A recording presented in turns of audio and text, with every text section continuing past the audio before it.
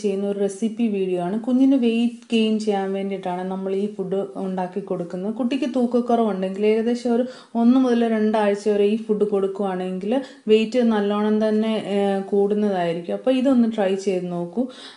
ഇതിന് വേണ്ടിയിട്ട് ആവശ്യമായിട്ടുള്ള വെജിറ്റബിൾസ് എല്ലാം ഞാൻ നല്ലോണം കഴുകി കട്ട് ചെയ്ത് വെച്ചിട്ടുണ്ട്. നമ്മളിവിടെ എടുത്തിരിക്കുന്ന ക്യാരറ്റ്, പൊട്ടാറ്റോ, ഉള്ളി, പയർ, തക്കാളി, ഈ 5 സാധനങ്ങളാണ് എടുത്തേക്കുന്നത്. നിങ്ങൾക്ക് വേണമെങ്കിൽ നിങ്ങളുടെ കയ്യിൽ അവൈലബിൾ ആയിട്ടുള്ള വേറെ വെജിറ്റബിൾസ് വെച്ചിട്ട് റീപ്ലേസ് ചെയ്യാം. പക്ഷേ പൊട്ടാറ്റോ, ക്യാരറ്റ് അത് രണ്ടും ഉറപ്പായിട്ടും ഉപയോഗിക്കണം.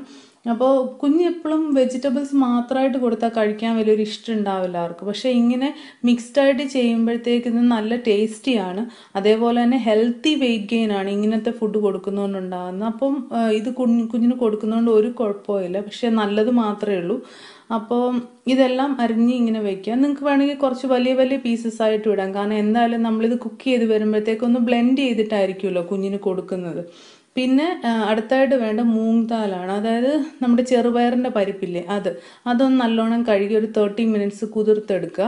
അതേപോലെ തന്നെ ഞാനിവിടെ എടുത്തിരിക്കുന്ന ബ്രൗൺ റൈസ് ആണ്. അതും ഒരു 1/4 കപ്പ് ബ്രൗൺ റൈസ് ആണ് എടുത്തേക്കുന്നത്. നിങ്ങൾക്ക് വേണമെങ്കിൽ ബാസ്മതി റൈസോ നിങ്ങളുടെ ചോയ്സ് ഓഫ് റൈസ് യൂസ് ചെയ്യാം. അപ്പോൾ ഇതും നല്ലോണം തന്നെ കഴുകി 30 മിനിറ്റ്സ് കുതിർത്തതാണ്. ഇങ്ങനെ കുതിർത്തെടുക്കുന്ന എന്തിനാണെന്ന് വെച്ചാൽ അപ്പോൾ ദഹിക്കാൻ എളുപ്പമായിരിക്കും.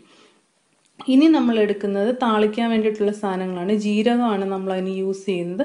പിന്നെ അതിനകത്തേക്ക് നമ്മൾ ഒരു നുള്ള് ഗാർലിക് ചേർക്കുന്നുണ്ട്. താളിക്കാൻ വേണ്ടിയിട്ട് നമ്മൾ വെളിച്ചെണ്ണയാണ് ഞാൻ ഉപയോഗിക്കുന്നത്. നിങ്ങൾക്ക് വേണമെങ്കിൽ നെയ്യ് ഉപയോഗിക്കാം. അതുപോലെ തന്നെ നമ്മൾ മഞ്ഞൾപ്പൊടി യൂസ് ചെയ്യുന്നുണ്ട്. കായം ഞാനിവിടെ കാണിക്കാൻ മറന്നുപോയി. ഒരു നുള്ള് കായം കൂടി ഉപയോഗിക്കുന്നില്ല, കാരണം പരിപ്പൊക്കെ ഉള്ളതല്ലേ.